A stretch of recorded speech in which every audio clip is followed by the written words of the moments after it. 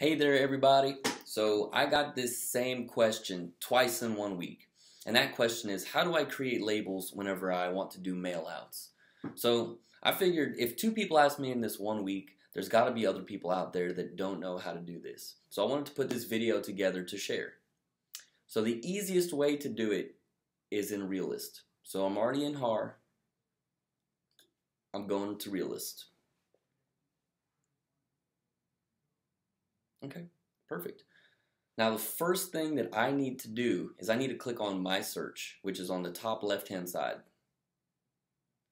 And the reason that we're doing My Search is because we're going to be using some custom tools that are only available in My Search. Quick Search is just kind of a very generic black and white type of search. That's not what we need right now. Okay, so now that we're in My Search, let's get into these custom tools that I was just talking about. Those are going to be on the far right-hand column. They start with something that looks like a pencil. So the first one that we're going to need is the magnifying glass. And this just lets you locate a certain address on the map. So usually what this is a subject property. Perfect. So as soon as we hit go, the map refocuses and it will show our target property right in the middle of the map. Okay, perfect. So now that we've kind of centralized our search, we just have to show how much of that area around that subject property we want to mark it to. So that's done by drawing a shape. You can draw a shape by selecting the pencil at the top of this column.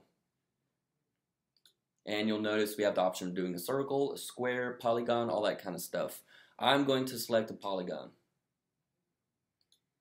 So to start, you just click on where you'd like the starting location, and you just drag, and you just keep on clicking to drop these points.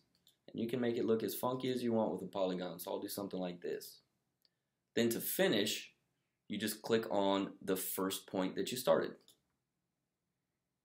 Perfect. So we've located our property, we've shown what areas around that property we want to target, and now we just have to search so we can see how many properties are in that area. So search is on the very bottom left-hand corner.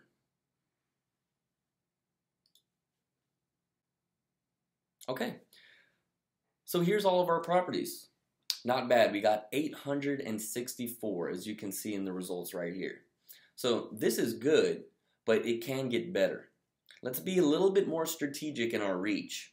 So what I can do is I can eliminate all of the people that I know that I don't want to reach. Okay, so what information would that be? First off, we can use the MLS sale date. Anyone that's bought or sold recently probably doesn't need to. So we can go over here to this column, MLS sale date, and just by clicking on it, it's going to sort it from most recent, as you see here.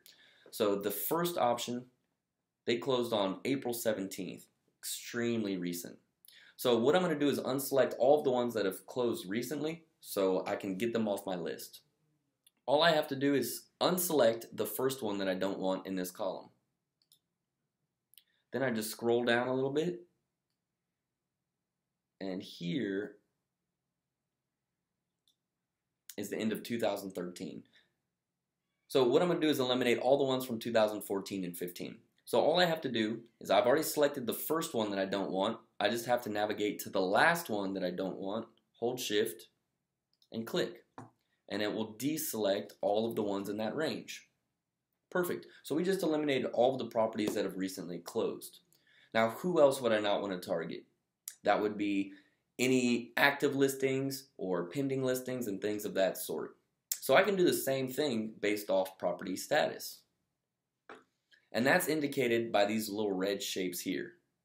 These are all sold, so I'm going to keep these.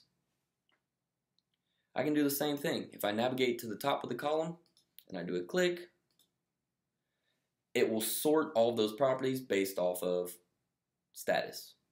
So I want all the sold, so let me scroll down until I see some of the ones that are active.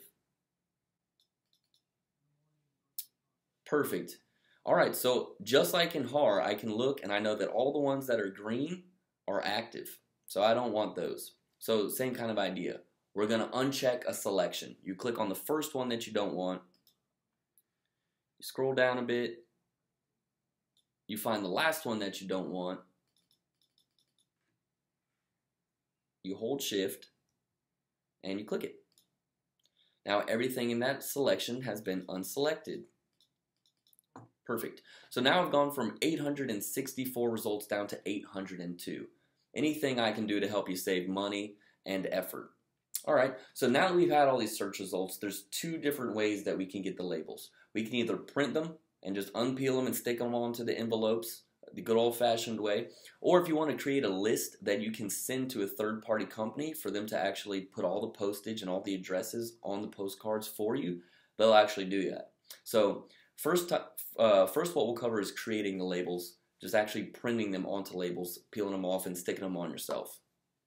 That's going to be done with this Create Labels button here. Alright, so all you have to do is select the appropriate label size. It'll tell you on the packaging. If you're not sure, you can always check this before you go run out and buy it. And then you just check what information you want to show on the label. So we definitely want the property address, and the current owner would be good as well. So we're going to create. Perfect. So what it does is it downloads an RTF file. If you open that, it'll open in Word in the format of labels. So it does all the work for you. All you got to do is print them on the appropriate label paper. Next, we're going to talk about sharing this list with a third-party company. And that is going to be done with export. So if you export and you go to Customize, you just choose the information that you want to see on the label. So we'll start with owner information. I selected owner first name and owner last name, and then I'll go down to location information. And I've selected the street number, the street name, and the zip code. So that should do everything that we need. Now all we have to do is click export. Perfect. So as soon as you hit export, it's going to download a CSV file, which is essentially a spreadsheet.